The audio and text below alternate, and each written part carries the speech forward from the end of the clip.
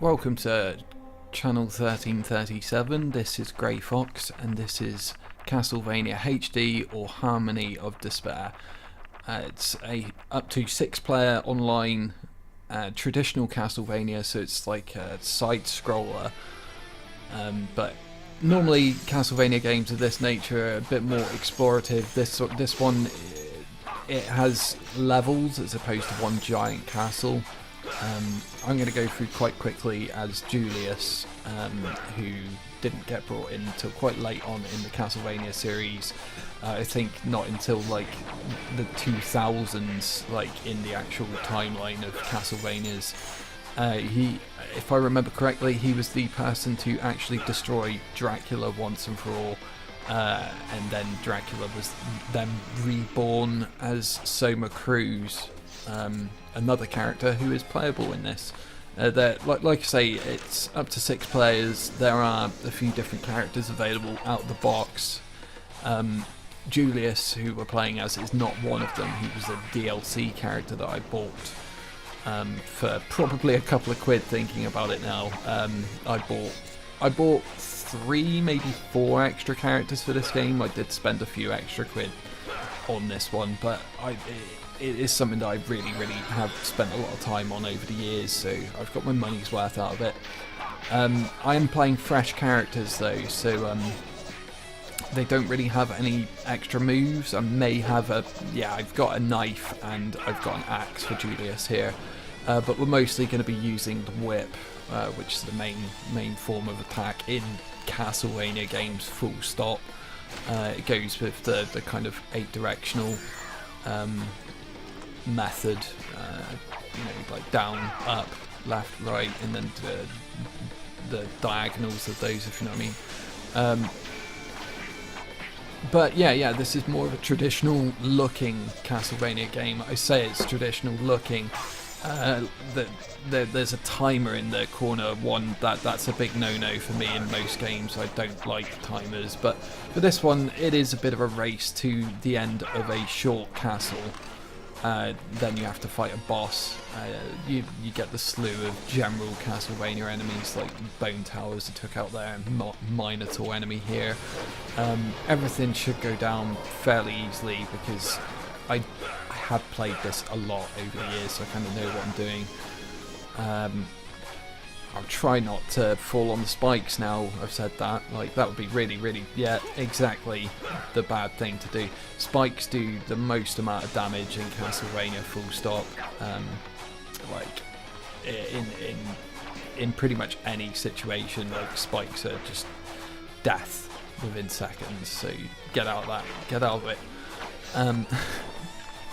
But just, I took a little side route through the castle there. That was an optional area to get an extra piece of treasure. In this particular one, you get different pieces of treasure, which will give you, like, that bandana there. That will give you, like, when equipped, it'll give you, like, an attack boost.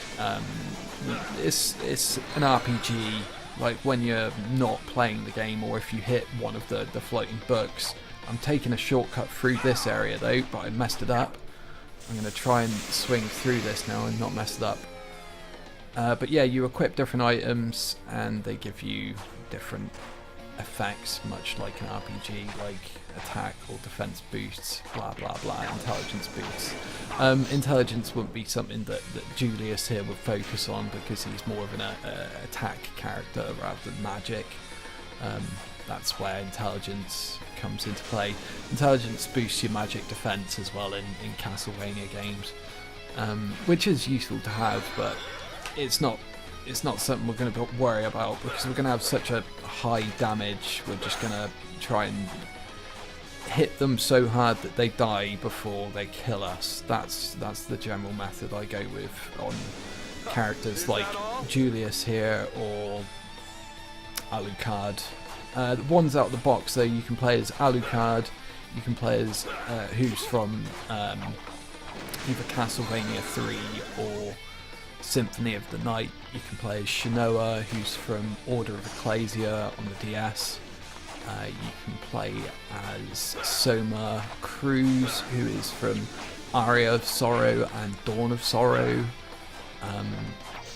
and you can play as it's Jonathan and Charlotte from the other DS game, Portrait of Ruin, that one's called.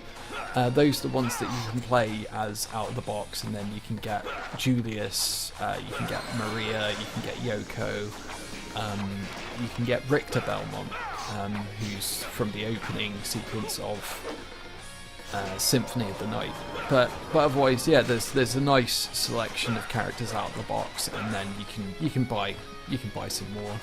Normally, if you catch these things right, you can get them when they're on sale and get them really, really cheap. There's a few extra levels you can buy as well.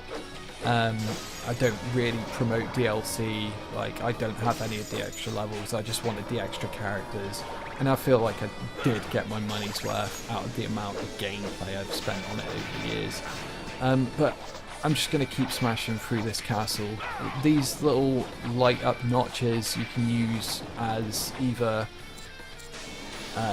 Julius and swing on them. It's not really much use in this particular area, but Shinoa has a pendulum. Citizens of the world, the Empire of the Rising Sun has risen. The day of our destiny has arrived. Do not struggle against what is inevitable. The Soviets resisted and suffered for their arrogance. Do not make the same mistake. Survival is not a matter of chance. It is a matter of choice. Life or extinction. It is up to you.